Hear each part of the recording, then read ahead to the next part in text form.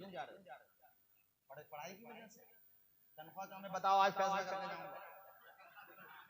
अरे क्यों जा रहे हो बताओ, बाद में नहीं बताओगे, अभी बताओगे। हम भी संभल के आए, संभल के आए।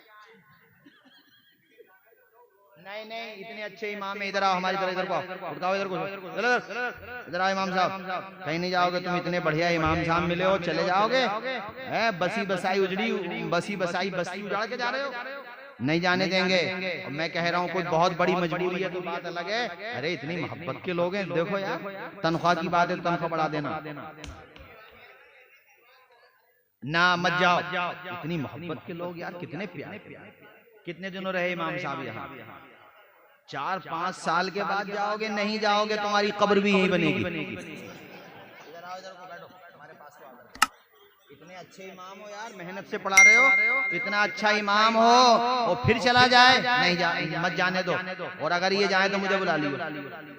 पूरी बस्ती मोहब्बत करती है। इतने हमारे पास में, मेरे पास में एक पलथा गांव में, वहाँ के इमाम साहब तकरीबन 35-40 साल रहे, मौलाना तौहीद साहब। बहुत बड़ी मजबूरी खैर उनके घर पे आ गई थी, बच्चों की शादी करनी थी। जब गए तो ऐसे लोगों ने इस्तकबाल करके निकाला जैसे हाजियों को निकाला गया। हमारे पास में गांव में हैबतपुर, भाई तुमने भी देखा होगा, अजमत कारी नाजिम साहब को जो गांव में, इमाम साहब का वहीं पे इंतकाल हुआ। गांव में ही जाने नहीं दिया उन लोगों ने, वहीं पे कब्र बनाई, पूरी जिंदगी वहीं गुजार दी। अच्छा इमाम मिल जाए, जिसका जहन मिल जाए, तो ना इमाम को जाना चाहिए और मुक्तदियों को भी। और मुक्तदी नहीं भेज रहे तो तुम जा रहे हो, और तुम्हें मैं जाने नहीं दूंगा, चाहे सुबह तक रुकना पड़ेगा। अरे तो बिहार को ही बुला लेंगे यार। हाँ मत जाओ, रुको यहीं पे, बहुत भले लोग हैं यार। हम तो, हमारी पहली मुलाकात हुई, हमारे डॉक्टर साहब माशाल्लाह किधर चले गए। और आप तमामी हजरात, अल्लाह सबको खुश रखे, मुस्कुरा के बोलो सुभान अल्लाह। भाई तकरीर का टाइम तो खत्म हो गया, आप बताओ खत्म कर दें या और बोलें? तो मुस्कुरा के बोलो कि और बोलो, लब खोल के बोलो कि और बोलो, मुस्तफा की मोहब्बत में झूम के बोलो कि और बोलो। हजरत हलीमा ने कहा, आमिना बहन ये कौन सी खुशबू लगाई है कि पूरा घर महक रहा है? आमिना ने कहा, ये खुशबू का कमाल नहीं है, मेरे मोहम्मद के तलवों का कमाल है, मेरे बेटे के कदमों का कमाल है। अच्छा, अपने बेटे का चेहरा तो दिखा। हुजूर का चेहरा देखा रे हलीमा दिल दे बैठी। हम गुंबदे खजरा देख के दिल देते हैं, वो चेहरे मुस्तफा देख के दिल न देती। झूम गई हलीमा और दिल ही दिल में कहने लगी, अच्छा हुआ जो लेट आई है। और मैं कहता हूँ आलम तसव्वुर में, हलीमा तुम खुद नहीं आई हो, मेरे नबी ने बुलाया है तुम्हें। सुभान अल्लाह। अब जरा जुमला नोट करना, अब मैं कहना चाह रहा हूँ। हलीमा ने जब खूने जिगर पेश किया तो हुजूर ने एक तरफ का दूध नोश फरमाया, दूसरी तरफ से हुजूर ने चेहरा फेर लिया। हलीमा घबराई कि दूसरी तरफ का दूध क्यों नहीं पीता बच्चा? मेरे नबी ने इशारों में बता दिया, अम्मी अकेली नहीं आई हो, दूध पीता बेटा है तुम्हारे साथ। अगर मैं दोनों तरफ का दूध नोश करूंगा तो तुम्हारा सगा बेटा जो अब मेरा भाई हो चुका है वो भूखा रह जाएगा। आमिना का लाल किसी को भूखा रखने नहीं आया है, पेट से पत्थर बांध के भूखों को खिलाने आया है, प्यासों को पिलाने आया है। अरे हमारे नबी ने पालने ही में इंसाफ फरमाया है। जब उसका बचपना ऐसा है तो जवानी कैसी होगी? और तुम्हें भी मेरे नबी ने समझा दिया कि कभी किसी का हक, कभी किसी का हक, किसी की दौलत पे नाजायज कब्जा, इसलिए कि देखो यहाँ तुम ऐसा कर सकते हो, मगर हदीस में हमारे नबी फरमाते हैं अगर कोई किसी की नाहक जमीन दबाता यहाँ से यहाँ तक, बालिश ये तो होता है ना, एक बालिश अगर कोई किसी की नाहक जमीन दबाता है, मुस्लिम शरीफ में इमाम मुस्लिम अल मुतवफ़ा 261 हिजरी ये हदीस शरीफ लेकर के आए, और भी मुतादिद कुतुब हदीस में ये हदीस शरीफ है। हुजूर फरमाते हैं एक बालिश कोई किसी की नाहक जमीन दबा ले तो कयामत के दिन उसके गले में 7 जमीन को तोक बना करके डाल दिया जाएगा। किसी से गलती हो गई हो, हमारे बुजुर्ग शायद ये कह रहे थे जो पिलोटों के पिलोट दबा लेते हैं उनका क्या होगा, सही कह रहे हैं। जो किसी का हक मार ले उनका क्या होगा? दुनिया में मार सकते हो हक, मगर याद रखो देना पड़ेगा। बहुत सीधी सीधी बात है भाई अपनी। यहाँ हमारे देहात में मेंढों पे लड़ाइयाँ होती है, मेंढ बोलते हैं ना उसको, कि जरा सी इधर या उधर, इधर उधर क्या करते हो, अपने पास अपनी उतनी रखो जितनी है, अपनी में से चली जाए रजामंदी के साथ के या अल्लाह मैंने माफ की, मगर किसी की मत लो, क्या पता वो तुम्हें माफ करेगा कि नहीं करेगा। और किसी के कब्जा किए हुए माल में बरकत भी नहीं होती है। बरकत क्या, वो रहता ही नहीं है, बरकत तो तब हो। लड़ाइयाँ झगड़े होते हैं, गांवों की जिंदगी में ये बहुत बड़ी कमजोरी होती है, छोटी छोटी बातों में झगड़े हो जाते हैं। लड़ाई झगड़ों से बचो, अपना पैसा अपने बच्चों की एजुकेशन पे खर्च करो, अपने बच्चों को पढ़ाने पे खर्च करो। हैं? अभी मैं रात एक देहात ही में था, कांकर खेड़ा नाम है इधर, यहाँ ठाकुर द्वारा के पास। मुझे बड़ी खुशी हुई, गाँव में है माशाल्लाह, बड़े अच्छे तालीम याफ्ता हैं, बीवी उनकी MBBS डॉक्टर हैं और खुद भी पढ़े हुए हैं। ये मत सोचो कि गांव में कैसे पढ़ेंगे, अरे गांव के लोग बड़े बड़े उलमा भी हुए हैं, बड़े बड़े डॉक्टर भी हुए हैं, बड़े बड़े इंजीनियर हुए हैं। इंसान मेहनत करने वाला हो, जब इंसान मेहनत करता है तो अल्लाह ताला उसकी मेहनत का सिला जरूर अता फरमाता अपने तरफ से। दाना जब खाक में मिलता है तो गुले गुलजार, लोहा जब भट्टी में सुलगता है तो कुंदन। हाँ माशाल्लाह, मिटा दे अपनी हस्ती को अगर कुछ मर्तबा चाहे, कि दाना खाक में मिलकर गुले गुलजार होता है। संघर्ष की राह जो चलता है, हालात को वही बदलता है। जिसने रातों से जंग जीती है, सूरज बनकर वही चमकता है। बेशक, इसलिए लड़ाई झगड़ों से बचो, किसी का माल नाहक कब्जा मत करो। अच्छा, मुझे यहाँ पे एक हदीस याद आती है, सुनो, सुना दूं मैं, ये खत्म कर दूं। इधर देखो यार, मुझे तो ऐसा लग रहा है कि तुम लोग कल तक तैयार हो। अच्छा, ये हमारे अजीजम मौलाना वसीम साहब ने मुझे बताया था आप लोगों के बारे में कि नादा में हजरत एक दफा, मैं इनसे कह रहा था, मैंने कहा यार एक आदमी का आराम भी जरूरी है। बोले नहीं हजरत, मुझसे बड़ी मोहब्बत करते हैं, बड़े मुखलिस अजीजों में हैं। तो मैंने कहा चलो आ जाते हैं। तो मुझसे कह रहे थे हजरत बहुत मोहब्बत के लोग हैं, और मुझे अंदाज़ा हो गया, मुझे ऐसा लग रहा है कि 2 तारीखें तुम्हें देना चाहिए थी, एक आज तकरीर, एक कल तक, अगले साल ऐसी एक तो 2 का तो वादा नहीं है। इंशाल्लाह जिंदगी रही तो हमारी और आपकी, आप भी सलामत रहें और आपकी दुआओं से हम भी सलामत रहें, आमीन बोल लो। पिछली उम्मतों में, पहली उम्मतों के बारे में हुजूर फरमाते हैं, पिछली उम्मतों के वाकया बताते हैं हुजूर के, एक आदमी ने दूसरे को जमीन बेची, समझ गए, एक ने दूसरे को जमीन, जिसने जमीन खरीदी, उसने जब जमीन में खुदाई की, उसमें कुछ बोना था या कुछ करना था, तो उसमें निकल आया सोने का मटका। सोने का, बोल दो जरा, बोलने में क्या हो रहा है, मिले न मिले, और अल्लाह चाहेगा तो मिल भी जाएगा, हलाल का मिले, ये दुआ करो। क्या निकला? सोने का। जिसने जमीन खरीदी थी उसी ने तो खुदा था, उसकी हो गई थी जमीन। अब उसकी ईमानदारी देखो, अमानतदारी देखो, इसने ये मटका लिया, उसके घर पे पहुंच गया, जिससे जमीन, कितने समझदार हैं यार माशाल्लाह, की बात नोट कर रहे हैं, जिससे जमीन खरीदी थी, दरवाजा खटखटाया, वो बाहर निकला, क्या बात है भाई, आपने पेमेंट दे दी, मैंने जमीन दे दी, अब क्या बात रह गई? कब वो लगता है शायद आप सोने का मटका दबा के भूल गए। अगर आपका होता तो होता ही।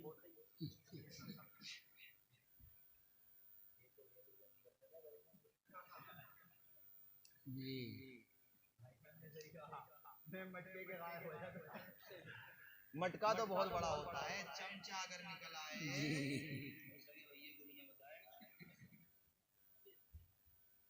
मगर सब एक जैसे नहीं।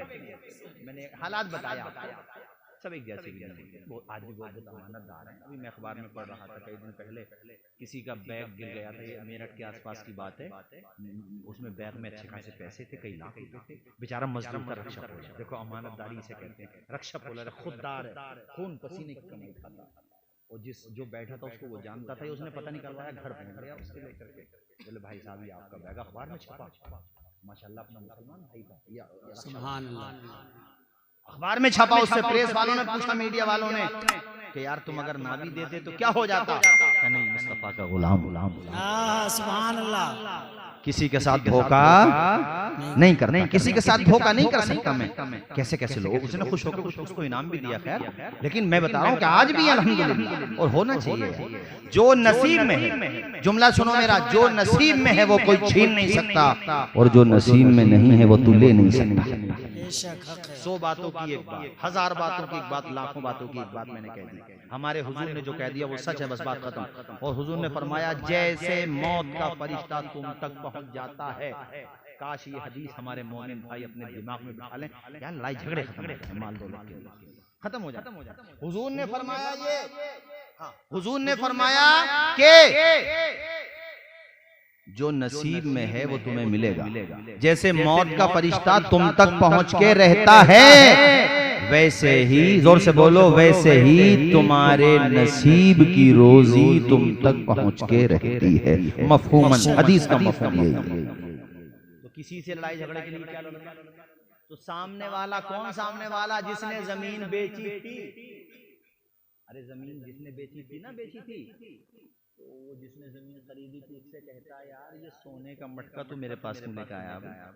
मैंने तुझे जमीन बेच दी तो बेच दी, अब उसमें क्या निकले क्या नहीं निकले तेरा नसीब रहा। इसका मतलब क्या हुआ कि ईमानदार ये भी है और ईमानदार इख्तिलाफ के ले नहीं समझे कि ले कौन जी, ना ये और ना ये।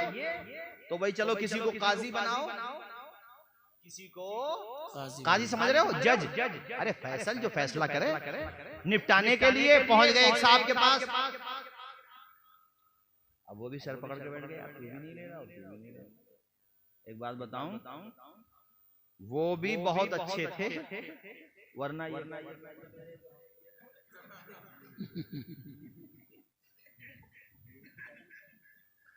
मगर वो बहुत अच्छे थे।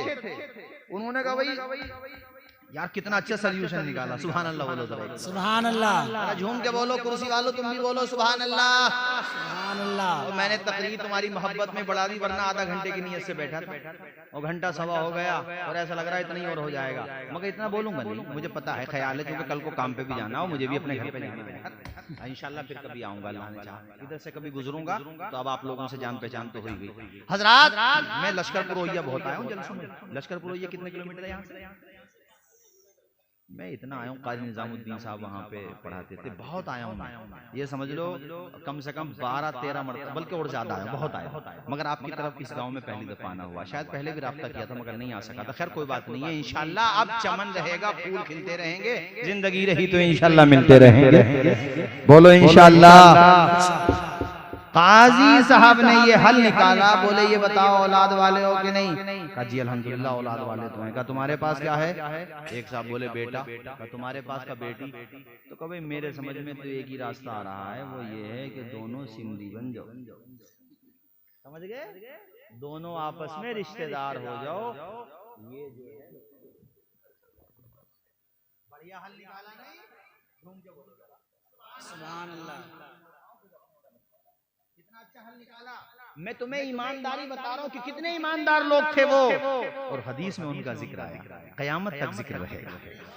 अमानतदार रहो, ईमानदार रहो। मैंने गैर मुस्लिमों के बारे में पढ़ा है कि हमारे गैर मुस्लिम भाई भी मुसलमानों पे इतना भरोसा करते थे पहले कि अपने घरों में जैसे जाते थे, जैसे मिक्स आबादियां होती हैं मिली जुली, तो मैंने तारीख हिंद में शायद कहीं पर पढ़ा था कि किसी किताब में पढ़ा है कि वो जब अपने घरों से जाते थे तो अपने मकान की चाबी, हालांकि वो अपनी कम्युनिटी वालों को भी देके जा सकते थे, मगर वो अपने उस पड़ोसी को देके जाते थे जो मुसलमान होता।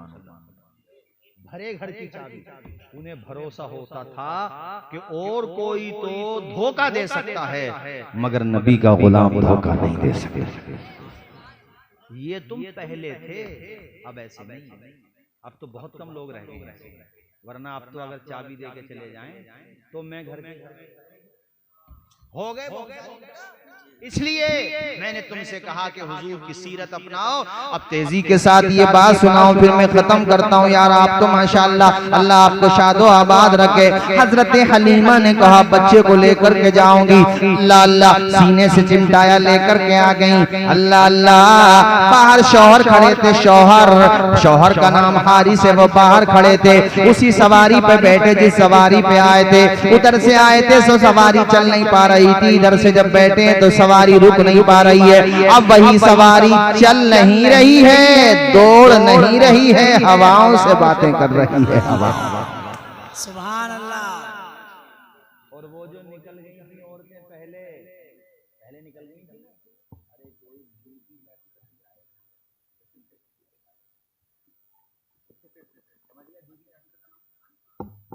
इधर भी होता था क्या? आया उधर। भाइयों बात समझ में आई आपको? हजरत हलीमा की सवारी जाकर के उनसे मिल गई। तो वो जो औरतें पहले निकली थी उन्होंने आपस में अरे हलीमा और हलीमा की सवारी, ये तो है बड़ी प्यारी। रुको हलीमा रुको। मक्का के किसी मालदार ने, मक्का के किसी सरदार ने तेरी गरीबी पे तरस खा के तुझे सवारी दे दी, इतराने की जरूरत नहीं। हलीमा ने भी गहरी सांस ली और जवाब दिया, जम के जवाब। और तो देखो मेरी सवारी को दोबारा देखो, बार बार देखो, गौर से देखो, सवारी नहीं बदली है, इधर देखो सवार बदल गया है। जरा नबी के नाम पे बोलो सरकार की आमद। मरहबा, नारे तकबीर, आका की आमद, दाता की आमद, मदनी की आमद, ताहा की आमद, यसी की आमद। जरा जोर से बोलो, लब चूम के बोलो, नारे तकबीर। जश्न ईद मिलादुन नबी मौलाना तौसीफ मिसबाही साहिब क़िबला। सवारी नहीं बदली, सवार बदल गया है। अब हलीमा का वही घर जहां पहले था फाका, पहले था बकरियों के थनों में दूध नदारत, अब हुजूर आ गए तो अल्लाह ने इतनी बरकत दी कि बर्तन भर जाते थे, दूध खत्म। अल्लाह खुश रखे यार, नबी की मिलाद पे कैसे झूम रहे हैं। अल्लाह तुम्हारे घरों को आबाद कर दे, अल्लाह तुम्हारी परेशानियों को दूर कर दे। नबी के सदक़े में अल्लाह हम सबका बेड़ा पार लगा दे। या अल्लाह हम सबको ईमान पर मौत अता फरमाना। या अल्लाह जब दुनिया से जाएं तो हालत ईमान में जाएं। और या अल्लाह हम सबको अज़ाब कब्र से बचा। मेरे मालिक हम सबको अज़ाब महशर से बचा। कुछ रहे या न रहे, पर ये दुआ है कि अमीर नज़ा के वक्त सलामत हम सबका ईमान रहे। अल्लाह शादो आबाद रखे, अल्लाह तुम्हारे चेहरे इसी तरह से गुलाब की तरह खिलते रहे। अल्लाह से मेरी ये दुआ है, आमीन बोल दो जरा जोर। हलीमा का घर, अब पता क्या हो गया वहां? 10 मिनट और सुनो। हलीमा के घर पता क्या हुआ? जैसे ये आपकी बस्ती है नादा नाम है।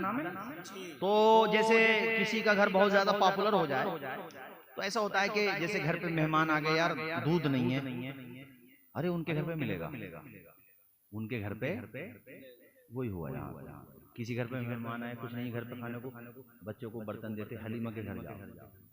सुभान अल्लाह। वही घर जिस घर में फाके थे, अब लाइन लगी। हाय हाय, अभी बात मुकम्मल नहीं हुई। किसी का बच्चा बीमार है, पहले वो डॉक्टर, उस जमाने में जो डॉक्टर थे तभी बोलते थे उनको। औरतें क्या करती, बच्चों को गोद में लेती या बड़ी बहनों को दे देती, जाओ हलीमा के। एक लाइन है उनकी जिन्हें खाना चाहिए, एक लाइन है उनकी जिन्हें दवा चाहिए, मुस्तफा के हाथों की शिफा चाहिए। ए हलीमा तेरा घराना है या मेरे नबी का शिफा खाना है? जमाने के सारे मरीजों से कह दो मदीने में आका दवा दे रहे हैं। न हो आराम जिस बीमार को सारे जमाने से उठा ले आए थोड़ी खाक के आसमान। सुभान अल्लाह। और तुम कहोगे हजरत वो बीमार कैसे शिफा पाते? तो वो औरतें जाके कहती थी, हलीमा वो जो बच्चा लेकर आई है तुम मक्का से, जी का उसका मुबारक हाथ दस्ते पाक इस पानी में डाल देना। हुजूर की मुबारक उंगलियां पानी में दाखिल होती, वो पानी बच्चे पीते, घर से बाद में निकलते थे, शिफा पहले पा जाते।